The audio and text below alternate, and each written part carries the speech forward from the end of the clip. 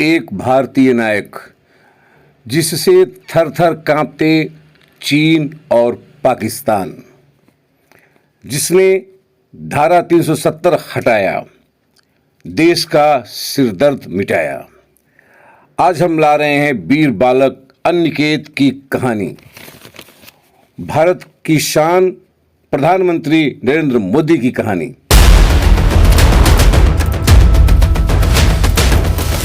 जिस पर विपक्ष के नेताओं ने लगाई आरोपों की झड़ी, फंड रोकने की बात कही, सीएम को जेल भेजने का आरोप लगाया, महंगाई और बेरोजगारी का दोष लगाया, और तीसरा टर्म मिला तो विधानसभा में संविधान बदलने की आशंका इन्होंने जताई, इत्यादि न जाने कितने आरोपों को विपक्ष ने लगाया और लगाते ही चले गए।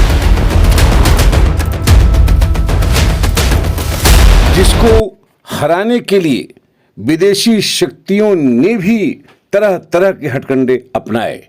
हम लेकर आए हैं भारत के नायक राष्ट्रभक्त नरेंद्र मोदी के जीवन की कहानी। 1948 में महात्मा गांधी की हत्या के बाद आरएसएस पर बैन लगा। कई हजार संघ कार्यकर्ता पकड़े गए। 1949 में यह बैन हटा तो नए सिरे से विस्तार का कार्य प्रारंभ हुआ।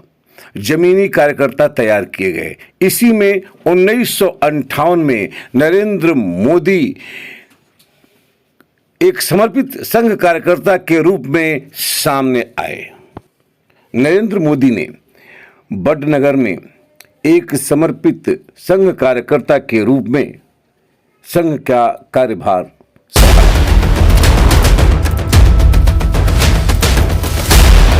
इनके पिता श्री दामोदर दास मूलचंद्र मोदी वडनगर में ही रेलवे स्टेशन पर चाय की दुकान चलाते थे।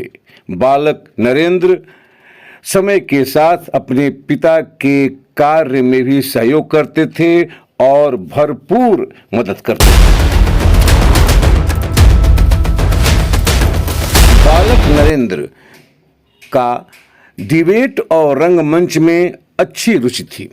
इनकी संस्कृत भाषा में विशेष रुचि थी। इन्होंने अपना नाम उस समय अनिकेत रखा।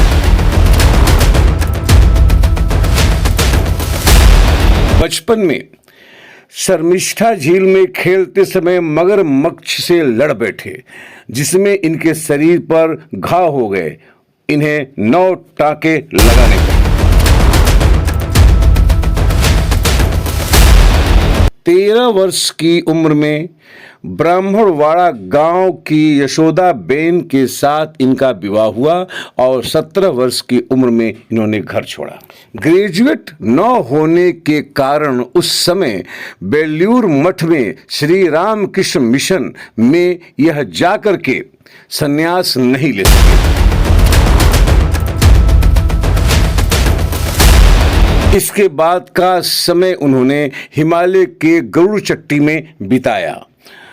संघ प्रचारक वकील साहब अर्थात लक्ष्मण राव इनामदार ने इन्हें संघ कार्यालय डॉक्टर हेडगेवार भवन में रहने का इंतजाम कर दिया। 1973-74 में इंजीनियरिंग कॉलेजों में मेस के बढ़ते दामों को लेकर नव निर्माण आंदोलन से ये जुड़े रहे। 1975 में इमरजेंसी के दौरान विपक्षी नेताओं की मदद की। गिरफ्तारी से बचने के लिए सरदार के भेष को इन्होंने धारण किया।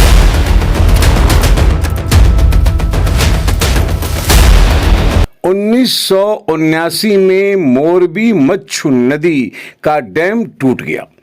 मोदी स्वयंसेवकों के साथ वहां गए। इंसानी लाशों का अंबार लग गया। इन इंसानी लाशों का अंतिम संस्कार इन्होंने कराया। 1981 में संघ के प्रांतीय प्रचारक बने। 1986 में आडवाणी जी जब बीजेपी के राष्ट्रीय अध्यक्ष बने तो श्री नरेंद्र मोदी को पार्टी का गुजरात इकाई का संगठन सचिव उन्होंने बनाया और यहीं से राजनीति में इनकी शानदार एंट्री हुई।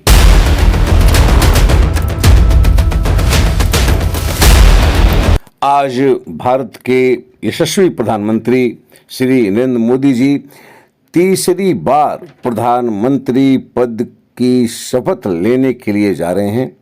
आपसे बता दें कि हम उनका जीवन परिचय जो प्रस्तुत कर रहे हैं उसे हम आगे प्रस्तुत अभी तत्काल करेंगे, लेकिन कुछ क्षण के लिए दिनकर जी के रश्वथी की कुछ पंक्तियां हम इनके सम्मान में पढ़ना चाहेंगे।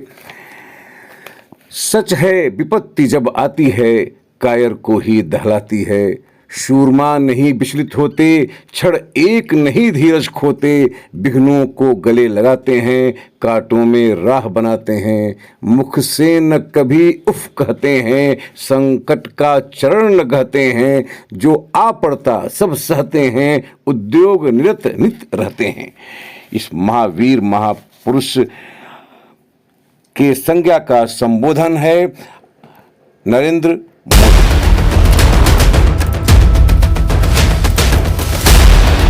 अब उनके जीवन के संदर्भ में आगे श्री मोदी जी के माइक्रो मैनेजमेंट की बदौलत लोकसभा चुनाव 1989 में बीजेपी ने गुजरात की 14 में 11 सीटें जीती और 1990 के विधानसभा चुनाव में जनता दल गठबंधन में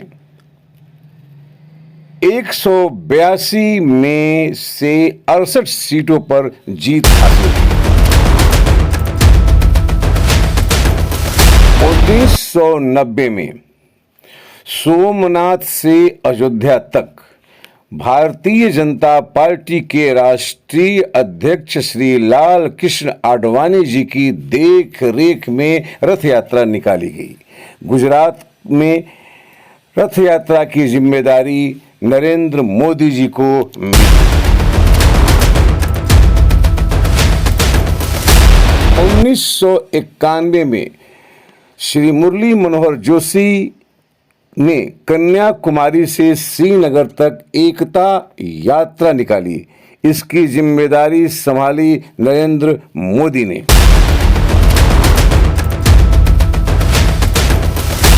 एकता यात्रा के दौरान 24 जनवरी 1992 को श्रीनगर में मोदी जी ने कहा, लाल चौक में पोस्टर लगे हैं, जिसने अपनी मां का दूध पिया हो वो श्रीनगर के लाल चौक पे तिरंगा फहराए। अगर वो जिंदा वापस जाएगा तो आतंकवादी उसे इनाम देंगे। आतंकवादी कान खोल कर सुन लें, गाजे बाजे के साथ आ रहे हैं लाल चौक। तुम्हारे पास जितना गोला बारूद है तैयार रख लेना, तुम्हारे पास जितनी गोलियां हैं AK-47 में भर कर रख लेना। 26 जनवरी को फैसला हो जाएगा किसने अपनी मां का दूध पिया है। ये नरेंद्र मोदी जी का बयान है जब वो एकता यात्रा के दौरान 24 जनवरी 1992 को श्रीनगर पहुंचे। 26 जनवरी 1992 को मुरली मनोहर जोशी जी और नरेंद्र मोदी जी समेत कई कार्यकर्ताओं ने लाल चौक पर तिरंगा फहराया।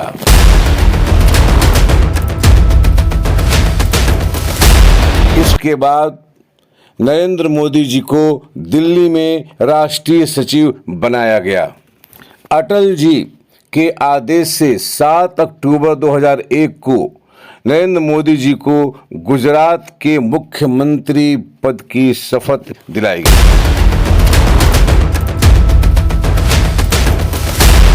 ये न विधायक रहे और न मंत्री बने, सीधे मुख्यमंत्री बने।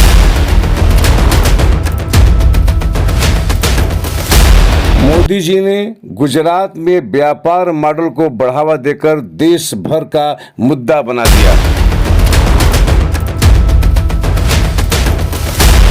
2013 में गोवा में आयोजित बीजेपी की राष्ट्रीय कार्यकारिणी की बैठक में राजनाथ सिंह ने मोदी जी को सेंट्रल कैंपेन कमेटी का चेयरमैन घोषित कर दिया।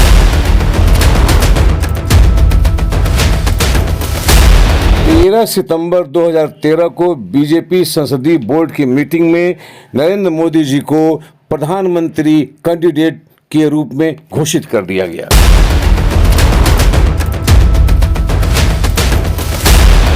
भारतीय जनता पार्टी ने 1999 के लोकसभा चुनाव में 182 सीटें जीती थी। 2014 में नरेंद्र मोदी जी के कमाल संभालने के बाद 282 सीटों के साथ पहली बार अकेले पूर्ण बहुमत की सरकार को हासिल किया। 2019 में ये सीटें बढ़कर 303 हो गईं। 2018 तक भारतीय जनता पार्टी की 21 राज्यों में सत्ता आ चुकी थी।